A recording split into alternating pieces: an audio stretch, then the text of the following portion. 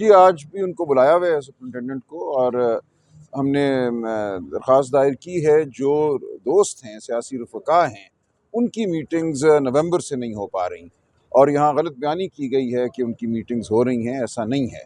हर हफ्ते जुमेरात वाले दिन हमारे लोग वहाँ जाते हैं और हर हफ्ते उनको वहाँ 3-4 घंटे खड़ा रख के वापस भेज दिया जाता है।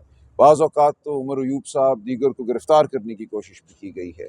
ये तमाम मामला हम अदालत के सामने रख रहे हैं कि एक हक है जेल मैनुअल के तहत, जेल के कवानीन के तहत 2 मीटिंग्स का इमरान खान साहब का। अदालत फ़ैसला दे चुकी है कि मंगल वाले दिन और जुमेरात वाले दिन उनकी मुलाकातें होंगी। एक दिन वकला और ख़ानदान के साथ और एक दिन उन दोस्तों के साथ, उन रफ़क़ा के साथ जिनका नाम वो देंगे। तो ये नहीं हो रहा। तो ये इंशाअल्लाह अब हम इस पे सख्ती से अमल कराएंगे। हम अदालत के सामने खड़े हैं और उम्मीद है कि ऐसा होगा। अच्छा, ये बताइए कि शेर अफजल मरवत ने आपकी पार्टी के ऊपर इल्ज़ाम लगाया, हालांकि वो पाकिस्तान तरीके इंसाफ का तो आप तो हिस्सा नहीं रहे। उन्होंने कहा है कि पीटीआई में भी कुछ लोग हैं जो फॉर्म 47 पे जीत कर आए हुए हैं। मैं कुछ नहीं इस बारे में कहना चाहता जी। अब देखें, लोग अपनी बात करते हैं, करते रहें, लेकिन जो हकीकत है आप जानते हैं कि फॉर्म 47 पे कौन जीता है और कौन नहीं जीता है। इस मुल्क में क्या किया गया है इस इलेक्शन के साथ 8 फरवरी 2024 को, वतन की एक रिपोर्ट हुकूमत नहीं सह सकी। फैसल बारी सरवर बारी साहब जो हैं, उनके घर, उनके दफ्तर हमला किया गया, उनके स्टाफ को हिरासा किया गया। एक सहाफ़ी ने अगर टीवी पे एंकर ने जिक्र कर दिया उस रिपोर्ट का तो उसको ऑफ एयर होना पड़ा।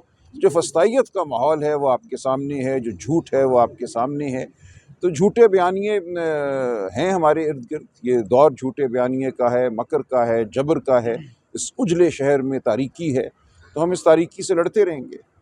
अच्छा, ये बताइएगा कि आप शेर से जो एमएनए शिप है उस पर इस्तीफ़ा भी तलब कर सकती है।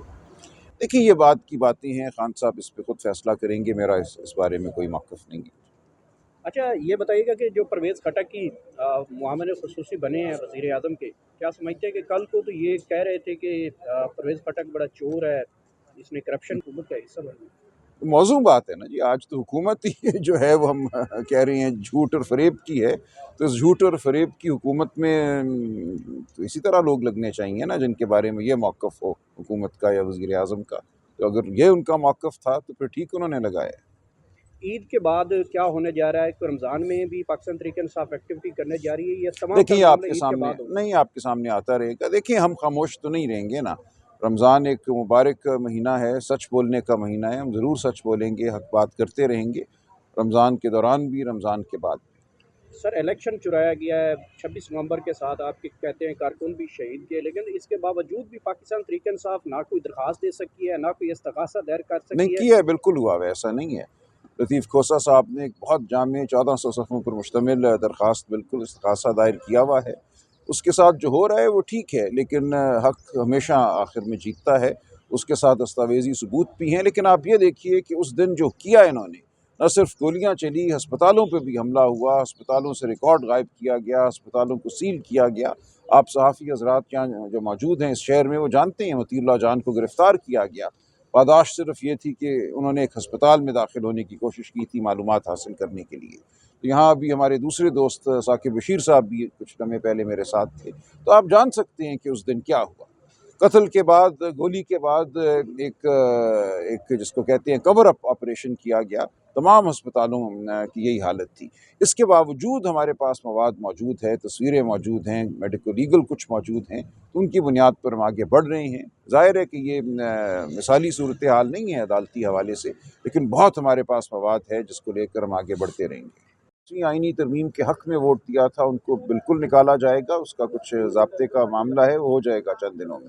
देखिए, कोई फॉरवर्ड ब्लॉक नहीं बन सकता पीटीआई में। पीटीआई इमरान खान के इर्द गिर्द जमा एक जमात है। जो पीटीआई का साथ छोड़ता है, जो इमरान खान से बेवफाई करता है, वो एकदम ज़ीरो हो जाता है। इसकी बेशुमार मिसालें आपके सामने।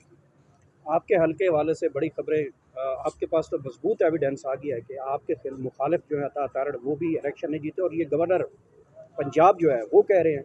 आपको तो केस बहुत ज़्यादा स्ट्रॉन्ग हो गया, तो क्या पोजीशन है आपकी अब? नहीं, मेरे मुखालिफ अता तारड़ नहीं थे, वो साथ वाले हल्के में थे। मेरे हल्के से और साहब थे। देखिए, इसमें गवाही और सबूत हमारे पास कभी भी कमज़ोर नहीं था।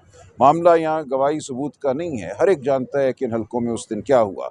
यास्मीन राशिद और नवाज़ शरीफ साहब के हल्के में क्या हुआ, मेरे हल्के में क्या हुआ, हमारे ज़हीर खोखर साहब थे तारड़ के साथ, उनके हलके में क्या हुआ। ये तो पीपल्स पार्टी वाले भी कहते हैं कि उस हलके से अगर बिलावल भुट्टो नहीं जीते, जो कि नहीं जीते, तो तारड़ भी नहीं जीते। तो ये सब तो है। देखिए, इन्होंने पहला काम ये किया, इस फॉर्म 47 वाली पार्लियामेंट ने इन्होंने इलेक्शन एक्ट को तब्दील कर दिया। इलेक्शन एक्ट ये कहता था 8 फरवरी को कि इलेक्शन तनाज़ात हाजिर सर्विस हाई कोर्ट के जजों के पास जाएंगे। इन्होंने कानून तब्दील किया और कहा कि इलेक्शन कमीशन अपनी मर्जी से रिटायर्ड जजों को ये मुकदमे देगा। और यही अब हो रहा है। हमारे मुकदमात ऐसे जजों को दिए गए हैं कि जो जज ही नहीं थे, जो PCO के तहत मुकर्रर हुए थे और जिनके हवाले से सुप्रीम कोर्ट कह चुका है कि उनकी तैनाती सिरे से ही कलअदम है, उनको दिया। उन्होंने क्या करना है इन लोगों ने? वो बैठे हुए हैं। पूरा निज़ाम इस वक्त इस तगोदौ में है कि किस तरह झूठ पे पर्दा डाला जाए। जो झूठ हुआ 8-9 फरवरी की रात, उसको छुपाने की कोशिश है। हर सतह पे ये कोशिश है, धौंस के ज़रिए, अगवाकारी के ज़रिए, जबर के ज़रिए और एक कानून में जो इन्होंने ये तब्दीली पैदा की, उसके ज़रिए।